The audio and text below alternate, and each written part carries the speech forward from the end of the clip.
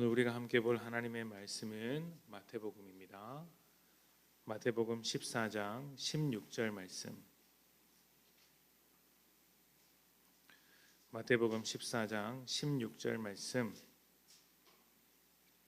한 절 말씀만 제가 봉독하도록 하겠습니다. 마태복음 14장 16절입니다. 예수께서 이르시되 갈 것 없다. 너희가 먹을 것을 주라. 아멘. 예수님께서 행하신 놀라운 일들 중에서 사람들에게 비교적 잘 알려진 이야기가 바로 오병이어 이야기입니다. 이 이야기는 요한의 죽음으로부터 이어지는 이야기인데, 요한의 제자들이 사형을 당한 요한의 장례식을 다 마치고 그 소식을 예수님께 전했습니다. 소식을 들으신 예수님의 심정이 어땠을까요? 예수님께서 오실 길을 예비하는 자였던 요한의 죽음이 참 안타까우셨을 것입니다. 슬픔으로 가득하지 않았을까라는 생각이 드는데요. 그 인생에 대한 안타까움을 붙들고 예수님은 무리를 떠나 따로 배를 타고 빈들로 나가셨다고 하십니다.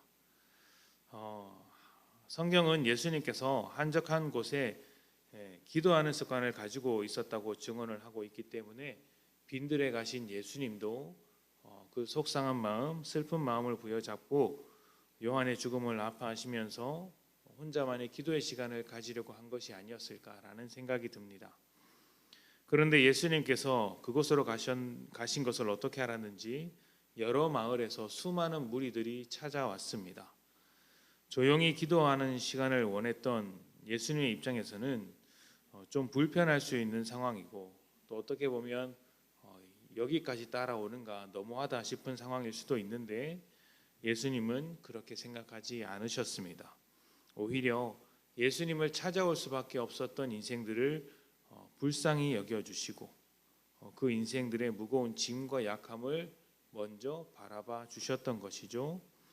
그렇게 예수님께서 사람들을 고쳐주시고 보살펴 주시기를 오랜 시간이 흘러 저녁이 되었습니다. 그럼에도 사람들은 흩어지지 않았고 계속해서 그 자리에 있었습니다. 아마 좀 지친 사람도 있었을 것이고 배고픈 사람도 있었을 것입니다. 당연히 예수님 주변에 있던 제자들도 지쳤겠죠. 그래서 제자들이 예수님께 이야기를 합니다. 이제 그만 사람들을 흩어서 마을로 보내고 집으로 돌아가서 자기 먹을 것을 구하게 하자, 이렇게 이야기를 합니다. 아무래도 지금 예수님과 사람들이 함께 모여있던 그곳이 빈 들이다 보니, 아무것도 있지 않는 들이다 보니 먹을 것을 제대로 구할 수 없었던 것입니다. 그러자 예수님께서 제자들에게 먹을 것을 주라고 하셨습니다. 예수님에게 모여든 사람이 한두 명이 아닐진데 그들에게 먹을 것을 주라고 한 것은 제자들로서는 좀 당황스러운 이야기이죠. 그들에게는 단지 떡 5개와 물고기 2마리 뿐이었기 때문입니다. 그러나 예수님은 그 사람들을 그냥 돌려보내지 않고 끝까지 채워주겠다라는 어떤 긍휼함을 가지고 계셨기 때문에 그 제자들에게 말씀을 하신 것이죠. 당황하고 있는 제자들을 뒤로 하고 예수님은 그들이 가지고 있었던 물고기 2마리와 떡 5개를 축사하셨습니다. 그러자 부족했던 것들이 모든 사람들을 채우고도 남을 만큼, 12바구니에 담겨서 남을 만큼 넉넉한 것이 되었습니다. 이것이 어떻게 그렇게 된 것인지는 성경이 제대로 말하고 있지 않지만 제자들은 분명히 예수님의 능력이 그렇게 만들었다고 기록하고 있습니다. 제자들은 그들이 가진 것을 사람들에게 나누어 주었고, 말씀드린 대로 모든 사람들이 먹고도 남을 것이 되었습니다. 그때의 숫자가 어린아이와 여자들 제외하고 5,000명이라고 했으니 그보다 훨씬 많은, 엄청나게 많은 숫자의 사람들이 체험을 얻고도 남았다고 할 수 있겠죠. 이 이야기에는 우리에게 주시는 아주 귀한 메시지가 몇 가지 있습니다. 일단 하나님의 나라는 모든 사람들의 부족함을 채운다라는 메시지가 있겠죠. 그 굶주린 사람들, 빈들에서 배고픔을 부여잡고 있는 인생들, 그 인생들을 가득 채워주는 것이 하나님 나라의 능력입니다. 그런데 더 중요한 것은 그 나라가 어떻게 전파되느냐 하는 것이겠죠. 하나님의 나라는 예수님의 능력을 힘입은 제자들을 통하여 흘러갑니다. 제자들이 가진 것은 그 바로 앞에 있는 사람들을 감당할 수 없을 만큼 작은 것이지만 예수님의 능력이 더해졌을 때 그 모든 사람들을 감당할 수 있었던 것이죠. 제자들의 능력은 아니지만 제자들을 통하여서 하나님 나라의 공급함, 하나님 나라의 채워짐이 일어났던 것입니다. 오늘 우리에게도 동일한 일이 일어나고 있습니다. 우리가 복음을 전하고 하나님 나라를 세워갈 때 우리가 세상보다 더 클 필요는 없습니다. 세상보다 더 강할 필요도 없습니다. 크기와 강한 것에 매달리게 된다면 우리는 세상과 똑같은 것입니다.